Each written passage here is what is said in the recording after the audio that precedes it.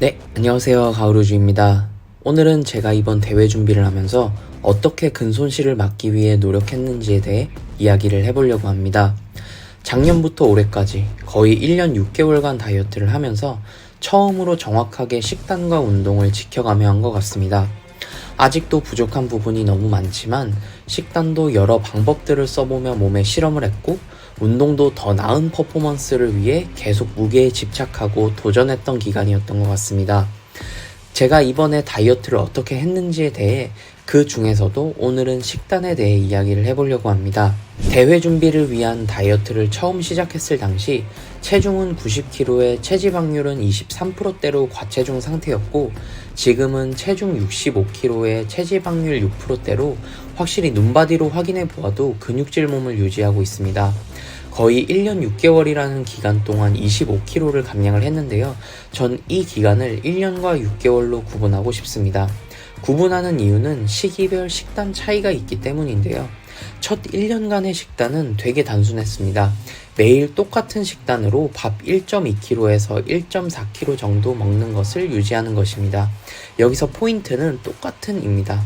정해둔 식사량에서 밥 양을 줄이지도 늘리지도 않고 규칙적으로 똑같이 무려 1년을 유지를 했습니다. 단백질은 체중당 1.5배의 양으로 먹었고 지방은 크게 신경 쓰지 않고 먹었습니다. 전 1년 동안 하루에 5끼 식사량을 유지했는데요. 밥 250g, 닭가슴살 100g을 나누어서 식단을 구성을 했습니다. 일주일에 한두 번 정도는 먹고 싶은 음식을 먹곤 했지만 최소 5에서 6일은 꼭 저식단을 유지하려고 했습니다. 1년 동안 이 식단을 유지했더니 90kg에서 75kg까지 감량이 가능했습니다. 깨끗한 음식을 계속 먹으면서 불필요한 지방 축적은 막아두면서 운동 강도를 계속 끌어올리려고 노력했던 기간이었던 것 같습니다. 클린하게 먹으니 실제로 근육이 선명해지는 것을 느끼기도 했습니다. 그래서 굳이 음식량을 줄이지 않고 1년간 동일한 양을 섭취하면서 근력 운동과 유산소 운동에 집중하면서 체중을 감량했습니다. 그런데 이 과정을 1년 정도 유지하다 보니 정체기가 왔는데요. 그 이후 6개월부터 탄수화물 사이클링을 진행했습니다. 탄수화물 사이클링이란 무엇이냐면 고탄수화물과 저탄수화물 먹는 날을 번갈아 가면서 섭취할 수 있도록 식단을 구성하여 결국에는 총 칼로리를 줄이고 지방을 감소시키는 방식입니다. 저는 복잡하게 하지 않고 단순하게 나누어서 평일에는 저탄수화물, 주말에는 고탄수화물 식단을 할 수 있도록 사이클링을 했습니다.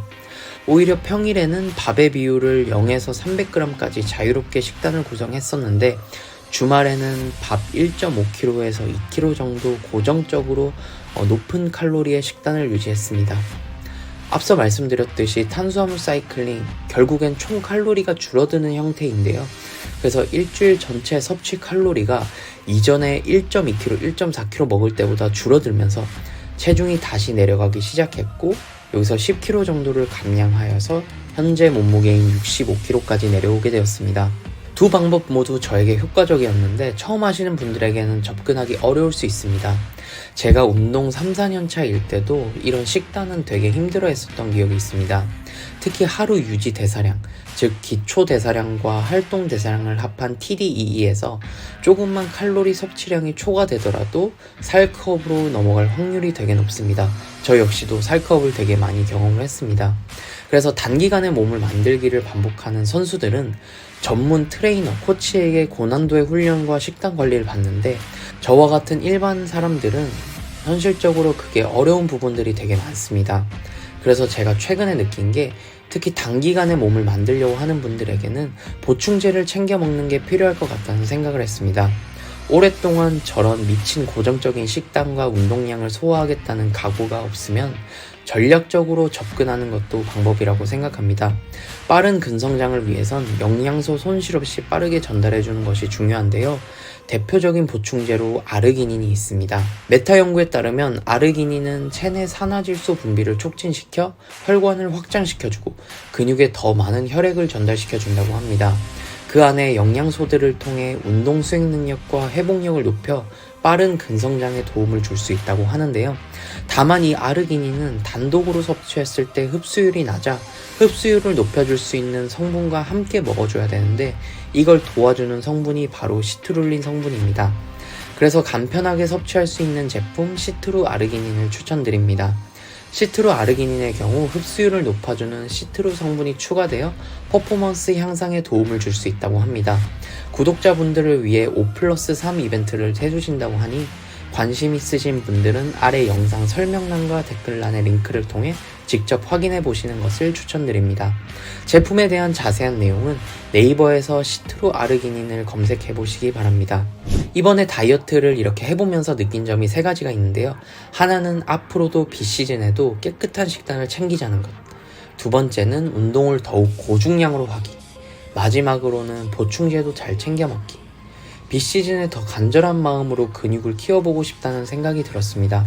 이번에 근육의 세퍼레이션이나 볼륨은 좋은데 근육 사이즈가 되게 작다는 생각을 많이 했습니다. 그래서 자세를 익힌 만큼 앞으로는 고중량으로 운동해보자는 생각이 많이 들었습니다. 그래서 이번에 준비하는 대회 정말 열심히 해보고 내년 대회까지 잘 해보려고 합니다. 오늘 영상은 여기까지인데요. 즐겁게 앞으로도 운동하면서 소통하는 모습 보여드리겠습니다. 항상 부상 조심하시고 같이 득근입니다. 감사합니다.